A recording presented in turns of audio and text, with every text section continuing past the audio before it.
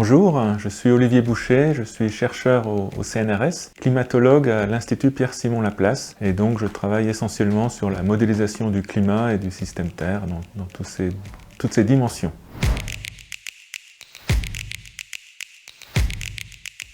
On a tenu cet atelier éco-humaniste avec deux collègues, Pierre Barré, qui est un spécialiste des écosystèmes et du cycle du carbone à l'École normale supérieure, et puis François-Marie Bréon, qui est un chercheur au CEA sur le cycle du carbone et les observations par satellite. On a pu échanger de manière très ouverte,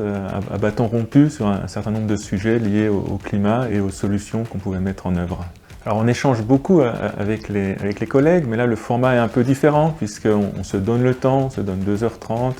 pour discuter d'un certain nombre de sujets avec des collègues qui sont dans des disciplines un peu connexes, mais voilà, avec qui on peut se comprendre, on partage le même vocabulaire et les mêmes sujets d'études. Donc cet atelier portait sur le climat, sur le changement climatique, et donc les objectifs que la société ou que les États se sont donnés pour limiter le réchauffement climatique à 2 degrés. On s'est mis d'accord sur le fait que cet objectif il était pertinent, mais que bien entendu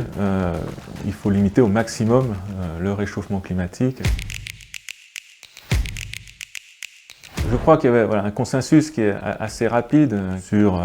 les incertitudes, sur le rôle des modèles. Par contre, il y avait plus de discussions sans doute sur les solutions, et en particulier des solutions autour des techniques de captation du CO2 et aussi les techniques de gestion du rayonnement solaire. Il n'y a pas de solution miracle, hein. Il faut réduire les émissions de gaz à effet de serre, mais ensuite, il y a aussi des techniques qu'il faut regarder, qu'il ne faut pas s'interdire de regarder, pour aller capter du CO2 dans l'atmosphère. Il y a tout un spectre de techniques dont aucune n'est parfaite, et à chaque fois il y a des compromis à faire avec d'autres problématiques, mais il y a des potentiels pour aller capter du CO2, soit avec de la biomasse, soit avec des techniques plus